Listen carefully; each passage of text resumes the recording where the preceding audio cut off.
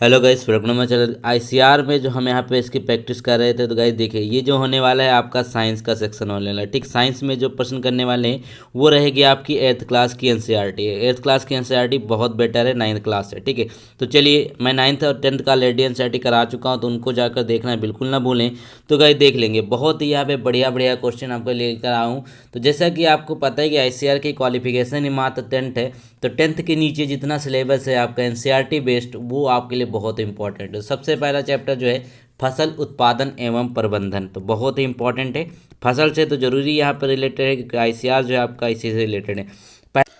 तो गाइज अगला प्रश्न देख लेते हैं। तो कहा गया कि ग्रीष्म ऋतु में जो फसल लगाई जाती है उनको क्या कहते हैं। देखिए ग्रीष्म ऋतु में क्या होती हैं, आपकी जायद की फसलें होती है। ठीक है, जायद की जितनी भी फसलें होती है वो ग्रीष्म ऋतु होती हैं। अब आप देखेंगे ऐसे जितने भी आपके पानी वाले बेसिकली फसलें होती हैं, जैसे तरबूज होगा, खरबूज होगा, ककड़ी होगा, खीरा हो गया, ये सारी की सारी आपकी जायद के अंतर्गत आती है। इस तरीके से इसको याद कर सकते हैं। प्रश्न संख्या अगला देखेंगे तो कहते हैं कि जंतुओं द्वारा प्राप्त खाद्य पदार्थ है। तो जंतुओं द्वारा इसमें से कौन सा खाद्य पदार्थ है जो प्राप्त होता है, तो याद रखेंगे शहद आपका राइट आंसर हो जाएगा। शहद जो है इससे प्राप्त किया जाता है। क्वेश्चन नंबर अगला देखेंगे यहाँ पर। तो अगले प्रश्न में देखिए, तो कहते हैं आपका कि रेशेदार फसल निम्न में से कौन सी है। रेशेदार फसल निम्न में से कौन सी हो जाएगी, तो इसका राइट आंसर हो जाएगा आपका कपास। कपास जो है रेशेदार फसल है, इसीलिए इसका यूज जो होता है वो कपड़े बनाने में किया जाता है। प्रश्न संख्या अगला है, फसल चक्रण से मिट्टी की उर्वरता क्या होती है। देखिए फसल चक्रण से मिट्टी की जो उपजाऊ क्षमता होती है, जो उर्वरता होती है, वो क्या होती है, वो बढ़ जाती है। कैसे, देखिए मान लीजिए आपके पास एक साल है पूरा, उसमें आपने एक बार यहाँ पे गेहूं लगाया है, फिर यहाँ पर आगे चल के कुछ और लगा दी, कुछ और फसल लगा दी, ठीक, कुछ और लगा दी। एक ही फसल लगा बार बार एक ही खेत में लगाएंगे तो उससे क्या होती है, उससे आपकी उर्वरता जो घट जाती है। लेकिन अगर फसल चक्रण करते रहते हैं तब उससे उर्वरता बढ़ जाती है। अगला क्वेश्चन देखिएगा। तो कहते हैं मिट्टी को उलटने पलटने एवं पोला करने की प्रक्रिया क्या कहलाती है। मिट्टी को उलटने पलटने एवं पोला करने की जो प्रक्रिया है वह जुताई कहलाती है। क्या कहलाती है, जुताई कहलाती है। क्वेश्चन नंबर अगला देखिएगा। अगले में कहा गया कि दाने को भूसे से अलग करना क्या कहलाता है। ठीक है, दाने को भूसे से अलग करना क्या कहलाता है, तो सभी को पता होगा वो कहलाता है थ्रेसिंग। थ्रेसिंग के द्वारा ही आपने देखा होगा कि जो गेहूं होता है, गेहूं अलग हो जाता है, भूसा उसका अलग हो जाता है। ये थ्रेसिंग करना ही इसे कहते हैं। क्वेश्चन नंबर अगला है कि खरपतवार का उदाहरण है। निम्न में से कौन सा एक खरपतवार है जो यहाँ पे जो मतलब कहते हैं अनवांटेड जो होते हैं बेसिकली, तो ये राइट आंसर क्या होगा, गाजर घास। गाजर घास देखा होगा आपने, ये जो होती है खरपतवार का उदाहरण है। क्वेश्चन नंबर अगला है कि खरीफ फसल का उदाहरण कौन सा है। खरीफ फसल की अगर बात कर लेंगे तो इसमें क्या हो जाएगा, धान, सोयाबीन, आलू, गेहूं में से जो खरीफ की फसल है वो आपका हो जाएगा यहाँ पर धान। ठीक, धान जो है वो आपकी खरीफ की फसल है, गेहूं आपकी रबी की फसल है। क्वेश्चन नंबर अगला देखिएगा। यहाँ पर अगले प्रश्न की बात कर लें तो इसमें बोला गया कि फसल से अनाजों को अलग करने की प्रक्रिया को क्या कहा जाता है।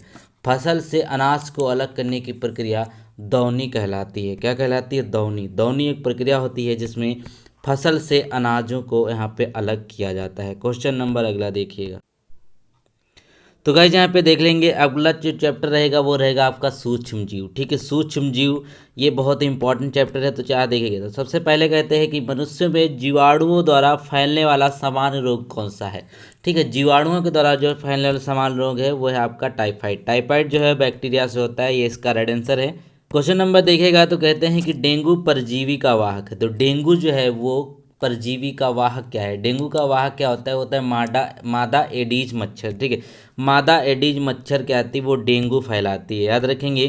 क्वेश्चन नंबर अगला हो जाएगा यहाँ पर कि मनुष्य में वायरस द्वारा होने वाला एक समान रोग कौन सा है। मनुष्य में जो वायरस के द्वारा रोग होता है वो कौन सा हो जाएगा, तो याद रखेंगे पोलियो वायरस होता है। ठीक है, पोलियो वायरस जो है ये एक मनुष्य में होने वाला वायरस का रोग है। क्वेश्चन नंबर अगला देखेंगे। अगले में कहा गया आपका कि मलेरिया रोग किस जीव के काटने से होता है। सामान्य क्वेश्चन है बहुत ही ज़्यादा, लेकिन अच्छे क्वेश्चन है। यहाँ से क्वेश्चन पूछा जाता है आप लोग कंफ्यूज हो जाते हैं। तो क्या हो जाएगा, ये मच्छर हो जाएगा। मच्छरों से यहाँ पे मलेरिया फैलता है, सभी को पता है। क्वेश्चन नंबर अगला हो जाएगा पेनिसिलिन, ये जो प्रतिजैविक है, पेनिसिलिन की खोज किसने करी थी। सिंपल सा यहाँ पे क्वेश्चन है, बढ़िया क्वेश्चन है। तो इसका राइट आंसर हो जाएगा अलेक्जेंडर फ्लेमिंग। ठीक, अलेक्जेंडर फ्लेमिंग ने पेनिसिलिन की खोज करी थी। क्वेश्चन नंबर अगला देखिएगा। तो कहते हैं कि निम्नलिखित में से किस पौधों के पत्तों का रस का उपयोग मलेरिया एवं डेंगू के उपचार में किया जाता है। ठीक है, तो मलेरिया और डेंगू के उपचार में किनका यूज किया जाता है, तो वो हो जाएंगे गिलोय। गिलोय जो एक पौधा होता है बेसिकली, तो उसकी जड़ों को या फिर उसके तने को यूज किया जाता है मलेरिया और डेंगू के उपचार में, गिलोय। ठीक है, क्वेश्चन नंबर अगला हो जाएगा, अलेक्जेंडर फ्लेमिंग ने 1928 में किस पहले प्रतिजेवी की खोज करी थी। ठीक है, 1928 में किसकी खोज करी थी अलेक्जेंडर फ्लेमिंग ने, तो वो हो जाएगा पेनिसिलिन। पेनिसिलिन की खोज किसने की, अलेक्जेंडर फ्लेमिंग ने 1928 में। क्वेश्चन नंबर अगला है कि सबसे पहले कौन सा प्रतिजेवी खोजा गया था। तो सबसे पहले कौन सा खोजा गया, सिंपल सा पेनिसिलिन इसका राइट आंसर हो जाएगा। क्वेश्चन नंबर अगला है कि पैकेटों थैलियों में आने वाले दूध को खराब होने से बचाने के लिए क्या किया जाता है। जो पैकेट्स में दूध आता है उनको जो है बचाने के लिए क्या किया जाता है, उनको पाश्चरीकरण किया जाता है। ठीक है, उनको क्या किया जाता है, पाश्चरीकरण। इसमें क्या होता है, पहले इसको हाई टेम्परेचर पर क्या किया जाता है, गर्म कर दिया जाता है हाई टेम्परेचर पर। ठीक है, और इसको अचानक से ठंडा किया जाता है। ठीक है, अचानक से मतलब बहुत ही जल्दी इसको ठंडा किया जाता है। ये प्रोसेस होती है आपके पाश्चरीकरण की। क्वेश्चन नंबर अगले देखें। अगला जो चैप्टर है ये भी बहुत महत्वपूर्ण है, क्योंकि ये होने वाला है संश्लित रेसे और प्लास्टिक। ठीक है, रेसे और प्लास्टिक, क्योंकि यहाँ पे देखिए बहुत ही प्रश्न यहाँ से पूछे जाते हैं, क्योंकि एक एनवायरमेंटल का भी यहाँ पे रहता है। तो देखिए प्लास्टिक और रेसे में सबसे पहला प्रश्न है कि मजबूत रेसे जिनका उपयोग पैराशूट तथा चट्टान पर चढ़ने के लिए किया जाता है, ठीक है, तो वो क्या कहलाते हैं। तो इसका राइट आंसर जो हो जाएगा वो होगा आपका नायलॉन। नायलॉन जो है इसका राइट आंसर हो जाएगा। पद संख्या अगला देखिएगा। अगले में पूछा गया है कि जो पॉलीथीन है वो किस प्रकार की प्लास्टिक है। ठीक है, तो पॉलीथीन किस प्रकार की प्लास्टिक है, तो याद रखेंगे इसका राइट आंसर क्या हो जाएगा, हो जाएगा थर्मोप्लास्टिक। ठीक है, पॉलीथीन जो है वो एक थर्मोप्लास्टिक है। क्वेश्चन नंबर अगला देखेंगे, तो कहते हैं कि सेलुलोज का शुद्ध रूप क्या है। बेसिकली जो सेलुलोज है इसका शुद्ध रूप क्या हो जाएगा, वो हो जाएगा यहाँ पर कागज। कागज जो है ये क्या होगा, सेलुलोज का शुद्ध रूप होता है। प्रश्न संख्या अगला देखेंगे, कहते हैं कि पैराशूट बनाने में किस रेशे का उपयोग किया जाता है। जो पैराशूट है उसको बनाने के लिए जो रेशा यूज किया जाता है वो होता है नायलॉन। ठीक है, क्या होता है, नायलॉन यूज किया जाता है पैराशूट बनाने के लिए। क्वेश्चन नंबर अगला है कि टेफ्लॉन एक क्या है। तो टेफ्लॉन जो है वो क्या है बेसिकली, तो टेफ्लॉन एक क्या है, वो हो जाएगी प्लास्टिक होती है। टेफ्लॉन क्या है, वो एक प्लास्टिक है। प्रश्न संख्या अगला देखिए, तो कहते हैं कि बेकेलाइट क्या है। बेकेलाइट क्या चीज़ होती है, तो बेकेलाइट भी यहाँ पर एक प्लास्टिक होती है, याद रखेंगे बेकेलाइट भी एक आपकी प्लास्टिक है। पद संख्या अगला देखिए, तो इसमें कहते हैं कि उच्च अणुभार वाले बहुलक को कहते हैं। तो उच्च अणुभार वाले जो बहुलक होते हैं वो किस में होते हैं, वो प्लास्टिक में होते हैं। याद रखेंगे प्लास्टिक जो है वो उच्च अणुभार वाले बहुलक होते हैं। बहुलक का मतलब क्या है, मल्टीप्लिकेशन, बहुत ही ज़्यादा मात्रा में। क्वेश्चन नंबर अगला हो जाएगा यहाँ पर कि पदार्थ जो प्राकृतिक प्रक्रिया जैसे जीवाणु द्वारा अपघटित हो जाता है क्या कहलाता है। जो पदार्थ जीवाणुओं द्वारा अपघटित हो जाता है उससे क्या कहते हैं, जैव निम्नीकरण। मतलब क्या है, जैव निम्नीकरण का मतलब क्या है, जैसे कोई भी चीज़ है उसको जो जीवाणु है, छोटे छोटे सूक्ष्म जीव हैं, वो खा पी के नष्ट कर देते हैं, तो उसे कहा जाता है जैव निम्नीकरण। क्वेश्चन नंबर अगला है कि रेयान एक रेशा है। ठीक है, रेयान जो है एक रेशा है, तो किस प्रकार का है, ये एक संश्लेषित रेशा है। ठीक है, रेयान किस तरीके का है, ये एक संश्लेषित रेशा है। प्रश्न संख्या, तो आपके 8th क्लास में भी यहाँ पर एक चैप्टर दिया हुआ है मेटल एंड नॉन मेटल। ठीक है, मेटल एंड नॉन मेटल। तो चलिए इनमें से भी हमें आपको प्रश्नों को इनको देख लेते हैं। तो देखिएगा सबसे पहला प्रश्न है कि सबसे अधिक सक्रिय धातु कौन सी होती है। सबसे अधिक जो सक्रिय धातु है वह इनमें से कौन सी हो जाएगी, तो वो है आपकी पोटेशियम। पोटेशियम जो है सबसे अधिक सक्रिय धातु है इनमें से। क्वेश्चन नंबर अगले देखेंगे यहाँ पर हम, तो बोला गया है कि निम्न में से कौन सा एक धातु नहीं है। इन निम्न में से कौन सा एक धातु नहीं है जो मेटल नहीं है। तो याद रखेंगे आप क्या है, सल्फर जो है वो मेटल नहीं है, बाकी तांबा, एल्युमिनियम, लोहा ये सारे सारे मेटल हैं। प्रश्न संख्या अगला है, कहते हैं कि धातुओं के किस गुण के कारण उनके तार खींचे जा सकते हैं। ठीक, धातुओं का एक कौन सा गुण होता है, कौन सी इसकी प्रॉपर्टी होती है जिसकी वजह से उसमें तार बनाए जा सकते हैं। जैसे इसमें क्या होता है, इसको कहते हैं लचीलापन या फिर तन्यता। ठीक है, इनको खींच की, जैसे आप मान लीजिए कि आपका ये सोना है, ठीक है, सोने में से आप क्या करेंगे, तार खींच जा सकते हैं, पतले पतले तार खींचे जा सकते हैं। प्रश्न संख्या अगला देखिएगा, तो इसमें कहते हैं कि निम्नलिखित में से किस धातु को चाकू से काटा जा सकता है। तो सभी को पता होगा सोडियम है, कई बार इसको कराया हुआ है, तो सोडियम इसका राइट आंसर है। क्वेश्चन नंबर अगला है कि सबसे अधिक सक्रिय अधातु कौन सी, सबसे अधिक जो एक्टिव नॉन मेटल है वो कौन सा हो जाएगा। ठीक है, तो वो इसका राइट आंसर क्या होगा, वो देखिएगा, वो आपका हो जाएगा यहाँ पर 5 में से जो राइट आंसर है आपका 6 वाला, वो हो जाएगा फास्फोरस। फास्फोरस इसका राइट आंसर हो जाएगा। क्या आपने देखा है कि माचिस की डिब्बियों पे जो लगा होता है फास्फोरस ही होता है। क्वेश्चन नंबर अगला हो जाएगा कि निम्न में से कौन सा धातु है जो द्रव अवस्था में पाया जाता है। एक ऐसा मेटल जो होम टेम्परेचर पे भी यहाँ पे लिक्विड में होता है, तो क्या होगा, यहाँ पे पारा हो जाएगा, यानी कि मरकरी, जिसके Hg से डिनोट करते हैं। प्रश्न संख्या अगला देखिएगा, तो कहते हैं कि एक उच्च आघातवर्ध धातु जिसका उपयोग खाद्य पदार्थ को पैक करने के लिए किया जाता है। ठीक है, तो उच्च जो है आघातवर्धनी होता है वो, और उसमें क्या होता है, उसको खाद्य पदार्थ को पैक करने के लिए किया जाता है। तो आपने सुना, अगर फास्ट फूड आप पैक करवाते हैं दुकान से, चाउमीन वगैरह, तो वो किस में देता है, वो आपको एल्युमिनियम फॉइल में देता है, उसमें खाना वगैरह भी लोग पैक करके ले जाते हैं ऑफिस में। तो आपका राइट आंसर हो गया एल्युमिनियम। क्वेश्चन नंबर अगला है कि इनमें से कौन ठंडे जल के साथ तेजी से अभिक्रिया करता है। ठंडे जल के साथ, कोल्ड वाटर के साथ वो बहुत ही रैपिड जो है रिएक्शन करता है, तो वो राइट आंसर क्या हो जाएगा, वो होगा आपका सोडियम। सोडियम क्या है, ये आपका राइट आंसर जो है, बहुत ही ज़्यादा ये होता है रिएक्टिव। क्वेश्चन नंबर अगला है कि एक धातु जिसमें चमक होती है, एक ऐसा नॉन मेटल है जो यहाँ पे चमक होती है जिसमें, ठीक है, नॉन मेटल इसमें से कौन सा हो जाएगा, तो वो आपका हो जाएगा, यहाँ पर देखिएगा 10 में से, वो है आपका आयोडीन। आयोडीन कहाँ से प्राप्त किया जाता है, ये समुद्रों से प्राप्त किया जाता है। क्वेश्चन नंबर अगला देखिएगा, तो गाइस अगला जो चैप्टर है वो देख लेते हैं, जो रहने वाला है आपका कोयला और पेट्रोलियम। ठीक है, कोयला और पेट्रोलियम, ये आपका चैप्टर है साइंस का। ठीक है, 8th क्लास की एनसीईआरटी हम सॉल्व कर रहे हैं। तो यहाँ पे बोला गया कि जीवाश्म ईंधन का जलना क्या होता है। तो जीवाश्म ईंधन का जलना बेसिकली क्या चीज़ है, वो आपका हो जाएगा यहाँ पर वायु प्रदूषण का कारण। जीवाश्म ईंधन अगर आप जलाएंगे तो देखेंगे कि वायु प्रदूषण का ये कारक होता है। क्वेश्चन नंबर अगला देखेंगे, तो कहते हैं कि वाहनों के लिए सबसे कम प्रदूषक ईंधन है। ठीक है, वाहनों के लिए जो सबसे कम प्रदूषक ईंधन है वो कौन सा हो जाएगा, तो वो होगा यहाँ पर आपका सीएनजी। देखिए आप क्या है, सीएनजी पे सारी गाड़ियाँ चलती हैं। आपका इसका फुल फॉर्म क्या होता है, कॉम्प्रेस्ड नेचुरल गैस, या फिर हिंदी में संपीड़ित प्राकृतिक गैस। क्वेश्चन नंबर अगला देखेंगे, तो कहते हैं कोयला को बनने में समय लगता है। जो कोयला होता है उसको बनने में कितना समय लग सकता है, तो याद रखिएगा उसका कोई समय माप नहीं पाया आज तक। तो माना जाता है कि उसमें लाखों वर्ष लग सकते हैं, करोड़ों वर्ष भी लग सकते हैं कोयला बनने में। इसीलिए तो कहते हैं कि ये जो है नॉन रिन्यूएबल है। क्वेश्चन नंबर अगला देखेंगे, तो कहते हैं एक गहरे रंग का अप्रिय गंध वाला पदार्थ कौन से। एक गहरे रंग का जो अप्रिय गंध वाला है वो पेट्रोलियम होता है, क्योंकि देखिए पेट्रोलियम जब निकलता है तो बहुत ही गंदे कलर में होता है, नाले का पानी जैसा, और ये बहुत ही गंदी बदबू भी करता है उसी के जैसा। तो इसका राइट आंसर होगा पेट्रोलियम। क्वेश्चन नंबर अगला है कि निम्नलिखित में से कौन सा पदार्थ जीवाश्म ईंधन है। तो निम्नलिखित में कौन सा पदार्थ जो है वो जीवाश्म ईंधन है, तो वो क्या हो जाएगा, यहाँ पर जीवाश्म कोयला होगा आपका राइट आंसर। ठीक, कोयला इसका राइट आंसर है। क्वेश्चन नंबर अगला देखेंगे,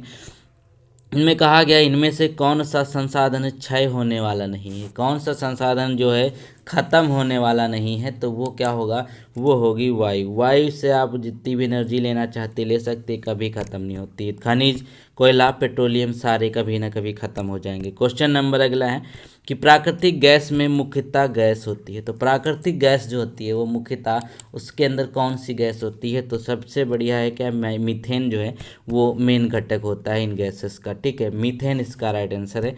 क्वेश्चन नंबर अगला है कि यहाँ पर पेट्रोलियम का कौन सा उत्पाद सड़क निर्माण हेतु प्रयोग किया जाता है। अब सड़क निर्माण के लिए क्या यूज किया जाता है, तो वो आपका राइट आंसर हो जाएगा बिटुमिन। ठीक है, बिटुमिनस भी इसको कहा जाता है। तो बिटुमिन जो है वो आपका यूज़ किया जाता है पेट्रोलियम के लिए, मतलब पेट्रोलियम का ही ये उत्पाद है जो सड़क निर्माण में यूज़ किया जाता है। तो चलिए अगले क्वेश्चन देखें। तो गाइस जो अगला चैप्टर है वो देख लेते हैं। तो वो होगा आपका दहन और ज्वाला। छोटे छोटे चैप्टर हैं लेकिन इसमें बहुत चैप्टर है। ठीक है, लगभग 14-15 के आसपास हैं। तो दहन और ज्वाला इसको ले लेते हैं। तो इसमें बोला गया है कि सारे के सारे जो चैप्टर वो एमसीक्यू के फॉर्म में है आपके। बोला गया है कि तेल में लगी आग को किस अग्निशामक द्वारा बुझाया जाता है। जो तेल में आग लग जाती है उसको किसके मदद से बुझाया जाता है, तो वो होता है CO2। ठीक है, CO2 मतलब कार्बन डाइऑक्साइड। इसमें होता है क्या, बेसिकली मान लीजिए यहाँ पे आग लगी हुई है और ये आग जो है ऑक्सीजन की मदद से जल रही है। ठीक है, अगर आप इसके ऊपर CO2 को लेयर डाल देते हैं आपकी कार्बन डाइऑक्साइड की, क्या होगा, ये जो आपकी ऑक्सीजन है ना, इससे इसका जो है कनेक्शन ब्रेक हो जाएगा आग से और आग बुझ जाती है। यही कारण होता है कि CO2 गैस इसमें डाली जाती है। क्वेश्चन नंबर अगला देखिएगा। पूछा गया है कि किस पदार्थ के दहन का पोषक पदार्थ है, यानी कि उस दहन को बढ़ावा देता है, क्या देता है, ऑक्सीजन। क्योंकि ऑक्सीजन की मदद से आग जलेगी नहीं, तो यही तो इसका पोषक होता है। प्रश्न संख्या अगला है कि यहाँ पे विद्युत उपकरणों में लगी आग को बुझाने के लिए सबसे अच्छा अग्निशामक कौन सा है। तो विद्युत उपकरणों के आग बुझाने के लिए क्या यूज़ किया जाता है, तो देखा होगा आपके फायर एक्सटिंग्विशर होते हैं, लगे होते हैं हर जगह, तो उसमें कार्बन डाइऑक्साइड ही होती है। तो मैंने प्रोसेस अभी बताई थी, वही प्रोसेस इसमें काम करती है। प्रश्न संख्या अगला है कि निम्नांकित में कौन सा दहनशील पदार्थ है, इनमें से कौन सा एक दहनशील पदार्थ है, तो वो हो जाएगा कैरोसिन। कैरोसिन जो है वो एक दहनशील पदार्थ के अंतर्गत आता है। क्वेश्चन नंबर अगला देखिएगा। तो कहते हैं कि निम्नलिखित में से कौन स्वतः दहन का उदाहरण है, यानी कि वो जो है एयर की संपर्क में आते ही वो अपने आप जल जाते हैं। तो क्या हो जाएगा इसका, वाइट फास्फोरस, मतलब श्वेत फास्फोरस जो होता है वो अगर आप वातावरण में इसको रखेंगे, एटमॉस्फेयर में ऐसे रख देंगे खुले में, तो ये जल जाता है, इतना ज़्यादा ये रिएक्टिव होता है। क्वेश्चन नंबर अगला देखेंगे। तो कहता है कौन सा अदहनशील पदार्थ है, जो जलता नहीं है वो कौन सा पदार्थ है। तो सभी को पता है पत्थर को आप जला नहीं सकते, बाकी लकड़ी, कोयला, मिट्टी, पेट्रोल, तेल सब जल जाते हैं इसमें। क्वेश्चन नंबर अगला है लकड़ी का जलना किस प्रकार के दहन का उदाहरण है। तो लकड़ी का जलना जो एक दहन है वो हो जाएगा मंद दहन, क्योंकि लकड़ी जो है बहुत धीरे धीरे जलती है, तो आपका मंद दहन इसका राइट आंसर हो जाएगा। क्वेश्चन नंबर अगला है कि दहन की क्रिया के निम्न में से कौन सी आवश्यक शर्त होती है। दहन की क्रिया के लिए जो आपके जलने के लिए क्या जरूरी होता है, तो वो होता है यहाँ पे पदार्थ के ज्वलन ताप की प्राप्ति। ठीक है, पदार्थ के ज्वलन ताप की प्राप्ति होती है तभी आपका जलेगा। मान लीजिए कोई आपके पास प्रोडक्ट है, कोई पदार्थ है, इसकी यहाँ पे कितनी है, 100 डिग्री सेल्सियस पे ये क्या होगा, जलेगा। ठीक है, मान लीजिए जलेगा, तो इतना जब तक उसके पास नहीं पहुंचेगी जो आप हीट उसको दे रहे हैं, तब तक वो ऑब्जेक्ट जलेगी नहीं। क्वेश्चन नंबर अगला देखेंगे। जो बोला गया है कि वह ताप जिस पर कोई पदार्थ जलना शुरू करता है क्या कहलाता है। वह पदार्थ जिस पर वो जलना स्टार्ट होता है, यही चीज़ हमने आपको बताई थी, वो होगा आपका ज्वलनशील। क्वेश्चन नंबर अगला देखेंगे। में कहते हैं ईंधन के ऊष्मीय मान का मात्रक क्या होता है। जो ईंधन का ऊष्मीय मान है ना, वो उसका जो है मात्रक क्या होता है, वो हो जाएगा किलो जूल पर, यहाँ पे देखिए ये हो जाएगा पर किलोग्राम। ठीक है, ये आपका राइट आंसर हो जाएगा। क्वेश्चन नंबर अगला देखेंगे। तो कहते हैं कि मोमबत्ती की ज्वाला का मध्य भाग कैसा दिखाई देता है। अभी एक मोमबत्ती है, इसकी ज्वाला का जो यहाँ पे मध्य भाग होगा वह किस तरीके का दिखाई देता है। तो इसका राइट आंसर क्या हो जाएगा यहाँ पर, वो आपका हो जाएगा पीला। पीला भाग दिखाई देता है इसका मध्य वाला। प्रश्न संख्या अगला देखिएगा। तो कहते हैं कि निम्न में से किस ईंधन का ऊष्मीय मान सबसे अधिक होता है। ऊष्मीय मान जो है सब जिसका सबसे बढ़िया होता है वही सबसे अच्छी चीज़ होती है। तो इसका राइट आंसर क्या हो जाएगा, तो ऊष्मीय मान जो सबसे अच्छा होता है वो आपका होता है हाइड्रोजन का। ठीक, हाइड्रोजन का सबसे अच्छा ऊष्मीय मान माना जाता है, लेकिन इसका यूज नहीं किया जा सकता। क्यों, क्योंकि ये बहुत ही ज़्यादा ज्वलनशील होता है। क्वेश्चन नंबर अगला देखेंगे। तो कहते हैं निम्न में से कौन विस्फोट का उदाहरण है। तो विस्फोट का जो उदाहरण होगा वो क्या होगा, इनमें से वो होगा आपका पटाखों का दहन। देखिए पटाखे में आग लगा के आप लोग दूर भाग जाते हैं, फिर विस्फोट होता है, तो वो होता है। बाकी लकड़ी का जलना आराम से जलती है, तेल भी आराम से जलता है, पटाखा जो है एकदम से जल जाता है, ख़त्म। अगला क्वेश्चन देखिए। तो कहते हैं कि निम्नलिखित में से कौन ज्वलनशील पदार्थ है। इनमें से कौन ज्वलनशील पदार्थ हो जाएगा, तो पेट्रोल इसका राइट आंसर होगा। पेट्रोल जो है इनमें से एक ज्वलनशील पदार्थ है। क्वेश्चन नंबर अगला देखेंगे तो कहते हैं ज्वाला कितने क्षेत्र होते हैं। ज्वाला के कितने, मैंने आपको बताया मोमबत्ती की सहायता से कि इसमें जो ज्वाला के कितने क्षेत्र होंगे, एक बाह्य होगा, मध्य होगा, जो कम गर्म होगा, इस तरीके से क्षेत्रों को बांटा गया है। तो ये टोटल होते हैं 3 क्षेत्र, याद रखेंगे 3 क्षेत्र होते हैं ज्वाला के। तो गाइज आज के वीडियो में बस इतना ही। तो आई थिंक मैंने 6 चैप्टर इसमें फिनिश कर दिए हैं। अभी आपको अगला जो है वीडियो मिलेगा, उसमें मैं आपको उम्मीद रहेगी पूरा का पूरा जितने भी चैप्टर बच्चे हैं 10 के आसपास वो सारे के सारे करा दूँ। तो उम्मीद है आपको वीडियो पसंद आई होगी। तब तक के लिए मिलते हैं नए वीडियो, तब तक के लिए थैंक यू सो मच।